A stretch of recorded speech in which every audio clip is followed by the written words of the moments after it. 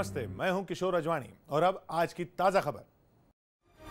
नमस्कार, आपके साथ मैं हूं अर्पिता आर्या। क्या जिस सेमीफाइनल को जीतकर पाकिस्तान चैंपियंस ट्रॉफी के फाइनल में पहुंचा है वो फिक्स था? ये सवाल पाकिस्तान के पूर्व टेस्ट क्रिकेटर आमिर सोहेल के उस दावे से उठा है जिसमें उन्होंने आरोप लगाया कि पाकिस्तान को जानबूझकर जितवाकर चैंपियंस ट्रॉफी के फाइनल में पहुंचाया गया है। सोहेल ने यह दावा किया कि पाकिस्तान के एक न्यूज चैनल पर वो पहुंचे और वहां जाके उन्होंने ये दावा किया। आमिर सोहेल पाकिस्तान के कप्तान सरफराज अहमद को बुरा भला भी कह रहे थे और इसी दौरान उन्होंने आरोप लगाया कि पाकिस्तान की टीम को जानबूझकर जितवाया गया है। यानी वो एक तरह से ये कह रहे थे कि पाकिस्तान का सेमीफाइनल का जो मैच था वो फिक्स था। ये सरफराज को ये बताने की जरूरत है कि भाई आपने कोई कमाल नहीं किया, ये आपको किसी ने मैच जितवाए हैं, ठीक है? आप इतना ज्यादा इतराए ना, हमें सब पता क्या होता है क्या नहीं होता। इतना ज्यादा सर पे चढ़ने की जरूरत नहीं है, हमें आपकी एबिलिटी का पता है। आप चुप करके क्रिकेट खेलें, तो अपने दिमाग को जरा सेटल रखें। जरा एक बार फिर से सुन लीजिए कि आमिर सोहेल क्या कह रहे हैं। वो नसीहत दे रहे हैं, वो ये कह रहे हैं कि ये आपके द्वारा जिताया हुआ नहीं है, ये कैसे मैच आप जीते ये सबको पता है। सरफराज को ये बताने की जरूरत है कि भाई आपने कोई कमाल नहीं किया, ये आपको किसी ने मैच जितवाए हैं, ठीक है? आप इतना ज्यादा इतराए ना, हमें सब पता क्या होता है क्या नहीं होता। इतना ज्यादा सर पे चढ़ने की जरूरत नहीं है, हमें आपकी एबिलिटी का पता है। आप चुप करके क्रिकेट खेलें, तो अपने दिमाग को जरा सेटल रखें। विमल हमारे साथ हमारे सहयोगी जुड़ चुके। विमल, आमिर सोहेल का ऐसा आरोप आखिरकार वो क्यों लगा रहे हैं? देखिए, पाकिस्तान के पूर्व पाकिस्तान में कई चैनल आते हैं और कई बार आमिर सोहेल की बात करें या सरफराज नवाज की बात करें। विमल, आपकी आवाज हम तक नहीं पहुंच पा रही, हम फिर से आपसे कनेक्ट करने की कोशिश करेंगे, लेकिन बता दें ये बड़ा बयान आमिर सोहेल का आया है।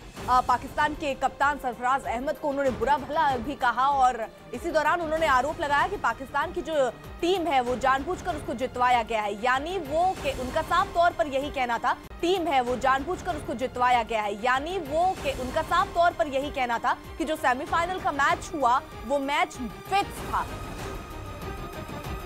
विमल, क्या आप सुन पा रहे हैं? जी जी, देखिए, आमिर सोहेल पाकिस्तान के पूर्व कप्तान रह चुके हैं और ऐसी कई बातें, इस तरह के आरोप वो और सरफराज नवाज लगाते रहते हैं। तो मुझे लगता है कहीं ना कहीं ये थोड़ा सा मुझे लगता है ज्यादा है, बिना सबूत के, बिना कोई इस चीज के। हालांकि ठीक है, अगर पाकिस्तान का ग्राउंड के पीसीएल में बहुत सारी चीजें हुई हैं, लेकिन उनकी टीम जीती है और एक अंतर्राष्ट्रीय टूर्नामेंट में इतनी मेहनत से और जाते हैं। और जब अपने टीम का कोई पूर्व कप्तान इस तरह के आरोप लगाता है तो बड़े मायूस करने वाली बात होती है। तो कहीं ना कहीं लेकिन आमिर सोहेल का बहुत बहुत शुक्रिया विमल।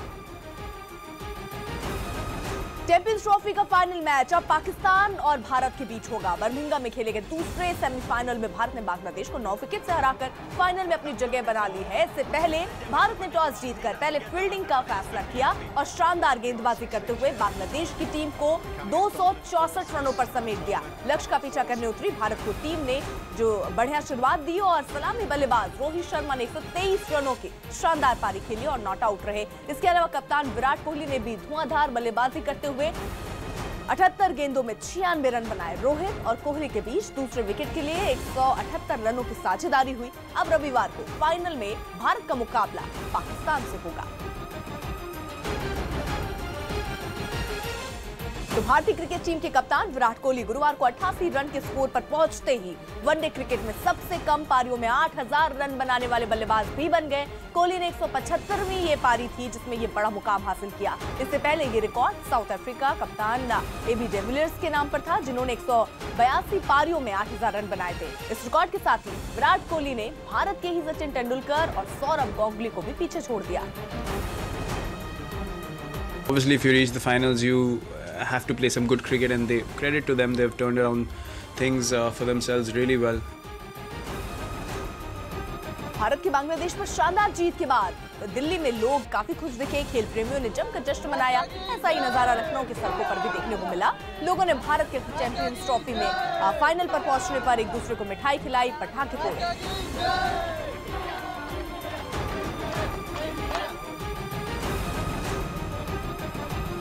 अंतर्राष्ट्रीय योग दिवस पर 74 केंद्रीय मंत्री योग कार्यक्रमों में हिस्सा लेंगे। 21 जून को होने वाले अंतर्राष्ट्रीय योग दिवस पर 74 केंद्रीय मंत्री देश के 74 शहरों में आयोजित योग कार्यक्रम में हिस्सा लेंगे। पीएम मोदी और आयुष मंत्री श्रीपद नायक लखनऊ में योग करेंगे, जबकि बीजेपी अध्यक्ष अमित शाह अहमदाबाद में आयोजित कार्यक्रम में शामिल होंगे।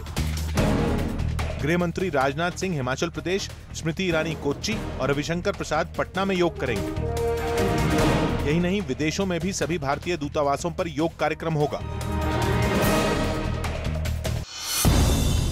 ओडिशा के कंधमाल में एक परिवार ने आरोप लगाया कि उन्हें अस्पताल ने एम्बुलेंस नहीं दी, जिससे उन्हें बेटी का शव स्ट्रेचर पर घर ले जाना पड़ा। अहमदाबाद में साध्वी जयश्री को भगाने के आरोप में क्राइम ब्रांच ने 4 पुलिसकर्मियों समेत 6 लोगों को गिरफ्तार किया। राजस्थान के बाड़मेर में एक गाड़ी पेड़ से टकरा गई, जिसमें 4 लोगों की मौत हो गई, जबकि 10 लोग घायल हो गए। राजस्थान के जैसलमेर में पुलिस ने लोगों से अपील की है कि वो व्हाट्सएप ग्रुप में विवादास्पद संदेश और तस्वीरें न भेजें। व्हाट्सएप पे, फेसबुक पे या कहीं पे कोई कमेंट करते हो तो उसको सोच समझ के कमेंट करें। यूपी के बुलंदशहर में हेलमेट न पहनने वालों को पुलिस ने गांधीगिरी दिखाते हुए हेलमेट बांटे। दिल्ली के द्वारका में महिला दोस्त के घर में युवक की संदिग्ध हालात में मौत के मामले पर पीड़ित परिवार ने पुलिस कमिश्नर से मुलाकात करते हुए जांच की मांग की। दिल्ली पुलिस की क्राइम ब्रांच ने 1.5 लाख से ज्यादा के नकली नोट के साथ एक आरोपी को गिरफ्तार किया। फिल्म हिंदी मीडियम अब तक 64 करोड़ से ज्यादा की कमाई कर चुकी है। सरकारी स्कूल में जाएगी तो कुछ नहीं सीख पाएगी, कोई अंग्रेजी में बात करेगा तो उसकी रूह कांप जाएगी, फिट नहीं हो पाएगी ना सोसाइटी में तो लोनली और डिप्रेस हो जाएगी, और अगर उसे ड्रग्स लेना शुरू कर दिया तो। महिलाओं के स्वास्थ्य के मुद्दे पर बनी फिल्म फुल्लू शुक्रवार को बड़े पर्दे पर आएगी। फिल्म फुल्लू को सेंसर बोर्ड ने एडल्ट सर्टिफिकेट दिया है, जिस पर दिल्ली के डिप्टी सीएम मनीष सिसोदिया समेत कई नामी हस्तियों ने सवाल खड़े किए। देखिए ये सब तुम्हारा भलाई का खातिर है। तू इतना बिगड़ गया है सर जाके? ऐसी जिंदगी जिएगा का? निकालो इसे गांव से। सर्वसम्मति से राष्ट्रपति चुनाव को संपन्न कराने के लिए कवायद तेज हो गई है। आज कांग्रेस अध्यक्ष सोनिया गांधी से बीजेपी की गठित कमेटी के सदस्य राजनाथ सिंह, अरुण जेटली और वेंकैया नायडू मुलाकात करेंगे। सूत्रों के मुताबिक इस दौरान सत्ताधारी दल की ओर से नामित राष्ट्रपति प्रत्याशी का नाम भी रखा जाएगा। सूत्रों के हवाले से खबर है कि वेंकैया नायडू ने एनसीपी अध्यक्ष शरद पवार से भी बातचीत की है, जिसके बाद पवार ने दिल्ली आकर बातचीत का भरोसा दिया। वेंकैया नायडू ने बीएसपी के सतीश मिश्र और एनसीपी के प्रफुल्ल पटेल से भी बात की। दिल्ली में कंधे पर झोला लटकाए और हाथों में फाइल लिए कुछ लोग संसद के पास नजर आए। राष्ट्रपति चुनाव की तैयारियों के बीच ये लोग नामांकन भरने पहुंचे थे, इसलिए कानपुर के रहने वाले एमसी शर्मा कंधे पर झोला लिए संसद आए थे। राष्ट्रपति चुनाव की तैयारियों के बीच भले ही बड़े दलों ने उम्मीदवार घोषित न किए हों, लेकिन निर्दलीय प्रत्याशी पर्चा भरने पहुंचने लगे हैं और हमको उम्मीद है कि जल्दी जल्दी ये समर्थन भी कहीं न कहीं से जुटा लेंगे। यूपी के शाहजहांपुर से एक और शख्स वैद्यराज किशन भी राष्ट्रपति पद के लिए नामांकन भरने पहुंचे थे। मैं बनूंगा देश की सेवा करने के लिए। इसी तरह पंजाब और तमिलनाडु से भी निर्दलीय उम्मीदवार राष्ट्रपति पद का पर्चा दाखिल करने के लिए पहुंचे थे। अब तक 6 से ज्यादा निर्दलीय प्रत्याशी अपना पर्चा दाखिल कर चुके हैं। कांग्रेस सूत्रों के मुताबिक शुक्रवार को सोनिया गांधी के साथ राष्ट्रपति चुनाव के लिए अमित शाह की बनाई कमेटी की बैठक होगी। कहा जा रहा है कि सोनिया के सामने बीजेपी की कमेटी राष्ट्रपति उम्मीदवार का नाम पेश करेगी और उस नाम पर सहमति बनाने की कोशिश करेगी। हालांकि कांग्रेस के सूत्र ये भी बता रहे हैं कि सोनिया गांधी अपनी पार्टी और सहयोगी दलों से बातचीत के बाद ही फैसला सुनाएंगी। इसके लिए 20 या 21 जून को विपक्ष की बैठक हो सकती है। हमारी तरफ से इच्छा यही रहती है, प्रयास भी रहता है कि काम सहमति बने। कांग्रेस के रुख से साफ है कि सभी दलों को अगर बीजेपी का उम्मीदवार मंजूर नहीं हुआ तो विपक्ष अपना अलग प्रत्याशी मैदान में उतार सकता है। राष्ट्रपति चुनाव के लिए बुधवार को ही अधिसूचना जारी कर दी गई थी। इसके बावजूद उम्मीदवार के नाम पर अब तक असमंजस है और कोई भी दल अपने पत्ते नहीं खोल रहा। आरजेडी के अध्यक्ष लालू यादव को भी बीजेपी के फैसले का इंतजार है। राष्ट्रपति अभी नरेंद्र मोदी के कस्टडी में है, उसमें से निकलेगा तो फिर देखा जाएगा। जबकि समाजवादी पार्टी ने साफ किया कि एक नाम पर सभी दलों की सहमति बनाना सबसे बड़े दल का काम है। सर्वसम्मति नहीं बनती है, चुनाव होगा ही। शिवसेना ने एक बार फिर राष्ट्रपति पद के लिए आरएसएस प्रमुख मोहन भागवत का नाम सुझाया। मोहन भागवत के सिवाय कोई दूसरा नाम उसके लिए योग्य नहीं है। सूत्रों के मुताबिक मुंबई में 18 जून को अमित शाह राष्ट्रपति चुनाव पर समर्थन के लिए उद्धव ठाकरे से मुलाकात कर सकते हैं। शिवसेना ने पहले ही ऐलान किया था कि राष्ट्रपति चुनाव में वो बीजेपी को समर्थन दें, ऐसा जरूरी नहीं है। बीजेपी ने राष्ट्रपति पद के चुनाव के लिए कमेटी बनाने के अलावा खास रणनीति भी तैयार की है। सूत्रों के मुताबिक राजनाथ सिंह और वेंकैया नायडू कांग्रेस अध्यक्ष सोनिया गांधी और सीपीएम प्रमुख सीताराम येचुरी से बात करेंगे, जबकि नीतीश कुमार से अरुण जेटली बात करेंगे। नितिन गडकरी को महाराष्ट्र के नेताओं से बात करने की जिम्मेदारी दी गई है। बीजेपी नेता मुरलीधर राव को एआईएडीएमके के दोनों गुटों से बात करने का काम सौंपा गया है। साथ ही एनडीए के सहयोगी चंद्रबाबू नायडू को टीएमसी और बीजेडी से बात करने को कहा गया है। राष्ट्रपति चुनाव के लिए सभी दल एड़ी चोटी का जोर लगाए हुए हैं। ऐसे में बुधवार को विपक्ष की बैठक में नहीं बुलाए जाने से आम आदमी पार्टी नाराज है। आम आदमी पार्टी के मुताबिक भले ही विरोधी दलों ने उन्हें बैठक में न बुलाया हो, लेकिन उनके पास भी राष्ट्रपति चुनाव में वोट देने का अधिकार है। जहां तक राष्ट्रपति चुनाव के ऊपर सवाल है, अभी हम देख रहे हैं कि कौन कैंडिडेट्स हैं। कांग्रेस ने आम आदमी पार्टी की नाराजगी पर तंज कसा। आम आदमी पार्टी का इस वक्त कोई राष्ट्रीय महत्व मैं नहीं देखता हूं। राष्ट्रपति चुनाव में आम आदमी पार्टी अपनी मौजूदगी दर्ज कराने में जुटी है, लेकिन अब तक वो विपक्ष के किसी भी खेमे में जगह नहीं बना पाई। सीएम योगी की आज पटना में रैली। यूपी के सीएम योगी आदित्यनाथ आज पटना में एक रैली को संबोधित करेंगे। इससे पहले योगी ने दरभंगा की रैली में नीतीश कुमार पर हमला बोला था। नोएडा के सेक्टर 2 में कॉल सेंटर पर राजस्थान क्राइम ब्रांच ने छापा मारा और शेयर बाजार के नाम पर ठगी करने वाले 5 लोगों को गिरफ्तार किया। कांकेर में सुरक्षा बलों के ऑपरेशन के दौरान नक्सलियों का लगाया गया 10 किलो का टिफिन बम मिला, जिसके बाद टिफिन बम को डिफ्यूज किया गया। हरियाणा के किसानों ने सरकार पर सूरजमुखी की फसल न खरीदने का आरोप लगाया। किसानों का आरोप है कि सरकार सूरजमुखी का तेल विदेश से मंगवा रही है। पंचकुला की 8 साल की तारुषी गौर ताइक्वांडो की सबसे युवा गिनीज वर्ल्ड रिकॉर्ड होल्डर बन गई। तारुषी ने ताइक्वांडो की पुमसे तकनीकी को 30 मिनट में बिना गलती किए 58 बार दोहराया। तारुषी ने ताइक्वांडो की पुमसे तकनीकी को 30 मिनट में बिना गलती किए 58 बार अटेम्प्ट कर रिकॉर्ड बनाया।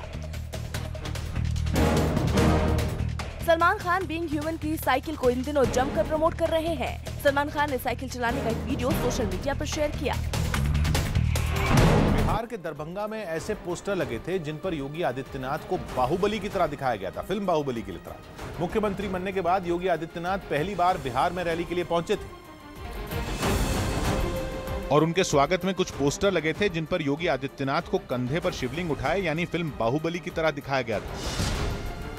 बिहार के दरभंगा में योगी की रैली थी, इसलिए शहर भर में इस तरह के पोस्टर लगाए गए थे। पड़ोसी राज्य यूपी का सीएम बनने के बाद बिहार में उनकी ये पहली रैली थी, जिसमें उन्होंने लालू और नीतीश की जोड़ी पर तंज कसा। कैसे निभे बेर केर का संग, कैसे निभ रहा है ये, लेकिन ये बेमेल शादी बिहार को कहां ले जा रहा है। योगी आदित्यनाथ यहीं नहीं रुके, उन्होंने 3 तलाक पर भी नीतीश कुमार को घेरा। 3 तलाक के खिलाफ कभी आपकी आवाज क्यों नहीं निकली है। केंद्र में सरकार के 3 साल पूरे होने पर बीजेपी ने दरभंगा में कार्यक्रम रखा था, जिसमें शिरकत करने योगी आदित्यनाथ भी आए थे। हालांकि तेज बारिश की वजह से पंडाल को नुकसान जरूर पहुंचा था। तमाम दिक्कतों के बावजूद उनका कार्यक्रम हुआ, लेकिन योगी आदित्यनाथ के बयान से जेडीयू और आरजेडी बुरी तरह तिलमिला गई, क्योंकि योगी ने सीधे नीतीश कुमार पर हमला बोला था, इसलिए उनकी पार्टी जेडीयू ने फौरन पलटवार किया। यूपी से आए खाली हाथ राजनीति की और खाली हाथ ही बिहार से जाएंगे। लालू यादव की पार्टी आरजेडी ने 3 तलाक पर योगी आदित्यनाथ के बहाने सीधे प्रधानमंत्री मोदी को निशाने पर लिया। तलाक का सबसे बड़ा कारण है दहेज प्रथा, उसके बारे में मोदी जी क्यों नहीं बोल रहे। कार्यक्रम भले ही केंद्र सरकार की उपलब्धियां गिनाने का रहा हो, लेकिन इसे पूरी तरह सियासी बना दिया गया। भारत और पाकिस्तान के बीच के विवादित मुद्दों को सुलझाने के लिए रूसी राष्ट्रपति पुतिन की मध्यस्थता की पेशकश की खबरों को भारत ने झूठा करार दिया। भारतीय विदेश मंत्रालय ने साफ किया कि रूस ने भारत के सामने मध्यस्थता की कोई पेशकश ही नहीं की। रूसी राष्ट्रपति पुतिन के कार्यालय ने ऐसी किसी भी पेशकश से इनकार किया, जिसके बाद भारत ने पाकिस्तान को कड़ा संदेश देते हुए कहा कि वो गलत बातों को न फैलाए। कजाकिस्तान में एक अंतरिक्ष यान आग उगलते हुए आसमान की ओर बढ़ने लगा। रूस के इस यान को 3 टन जरूरी सामान के साथ अंतर्राष्ट्रीय अंतरिक्ष स्टेशन पर भेजा गया। इससे पहले जैसे ही उल्टी गिनती शुरू हुई, वैसे ही यान से धुआं निकलने लगा और गिनती खत्म होते ही यह अंतरिक्ष यान आग की लपटें छोड़ता हुआ तेजी से आसमान की ओर बढ़ने लगा। इस यान में कोई अंतरिक्ष यात्री नहीं है, ये रूस का मालवाहक यान है, जिसमें खाने पीने और ईंधन सहित कई जरूरी चीजें अंतर्राष्ट्रीय स्पेस स्टेशन पर भेजी गई हैं। ये सारा सामान वहां रह रहे अंतरिक्ष यात्रियों के इस्तेमाल के लिए भेजा गया है। रूस के मुताबिक ये यान इस साल दिसंबर तक अंतर्राष्ट्रीय अंतरिक्ष स्टेशन पर ही रहेगा। राजस्थान के टोंक में बैंक में चोरी करते वक्त 2 महिलाएं सीसीटीवी में कैद हो गई। दोनों महिलाएं एक शख्स के बैग से 1 लाख रुपए चुराते हुए देखी गई। पीड़ित शख्स की शिकायत करने के बाद जब सीसीटीवी फुटेज को खंगाला गया तो दोनों महिला पीड़ित के बैग से रुपए चुराती देखी गई। पुलिस ने मामला दर्ज कर दोनों महिलाओं की तलाश शुरू कर दी। सीसीटीवी फुटेज खंगाले हैं जिस पर हमको थोड़ी जानकारी मिल रही है, उसी आधार पर हम आगे इसमें अनुसंधान कर रहे हैं। उत्तर प्रदेश के बरेली में सरकारी एम्बुलेंस चलाने वाली कंपनी का मैनेजर जिले के मुख्य चिकित्सा अधिकारी को सफाई देता दिखा। आरोप है कि एक गर्भवती महिला को एम्बुलेंस नहीं मिलने की वजह से उसके नवजात बच्चे की मौत हो गई और पीड़ित परिवार को एम्बुलेंस न मिलने की वजह यह बताई गई कि गाड़ी में डीजल नहीं था। जब यह मामला सीएमओ की जानकारी में आया तो उन्होंने 108 नंबर पर एम्बुलेंस सेवा देने वाली जीवीके कंपनी के मैनेजर को तलब कर लिया और उससे सफाई मांगी। तो मैं जांच कर रहा हूं और उसकी जो भी दोषी होगा उसके खिलाफ के लिए मैं कार्रवाई करूंगा। वो स्वैप नहीं कर पा रहा था, जिसके बाद से डीजल फिल नहीं करवा पाया। अपना पहला बच्चा खोने के बाद प्रभात और आरती सदमे में हैं। पीड़ित दंपति के मुताबिक अगर उन्हें समय पर एम्बुलेंस मिल जाती तो उनके घर में मातम की जगह खुशियां होती। पेशेंट की तुम्हारे और लड़के भी तबीयत ज्यादा खराब, अब डिलीवरी करते टाइम सर बच्चा तो खत्म हो गया था। इससे पहले भी एम्बुलेंस में डीजल नहीं होने की वजह से यूपी के कौशाम्बी में एक शख्स को अपनी भांजी का शव साइकिल पर ले जाना पड़ा था। जम्मू कश्मीर के लोगों की मदद के लिए आज सीआरपीएफ हेल्पलाइन मददगार लॉन्च करेगी। सीआरपीएफ की मददगार हेल्पलाइन का नंबर 14411 है। ये हेल्पलाइन 24 घंटे हफ्ते के 7 दिन काम करेगी, जिसके जरिए सुरक्षा बल लोगों को जो दिक्कतें हो रही होंगी उसे दूर करेंगे। गृह मंत्रालय के सहयोग से पिछले 6 महीनों से इस हेल्पलाइन को बनाने का काम चल रहा था। इसका सेंटर श्रीनगर में होगा और एक साथ 30 कॉल रिसीव हो सकेंगी। खास बात यह है कि इस हेल्पलाइन का संचालन और लोगों को मदद करने वाले सारे सीआरपीएफ के ही जवान हैं। सीआरपीएफ की हेल्पलाइन मददगार जो है वो हेल्पलाइन जो नंबर है वो 14411 है, जो कश्मीर के लोगों की समस्याओं को दूर करने के लिए बनाई गई। किसी शख्स को खतरा होने पर सुरक्षा मुहैया इससे करवाई जाएगी। स्वास्थ्य संबंधी मदद फौरन उनको तक पहुंचाई जाएगी। प्राकृतिक आपदा में जरूरत पड़ने पर सीआरपीएफ मदद करेगी। हेल्पलाइन 14411 पर्यटक स्थलों को की जो जानकारी है वो भी देगी।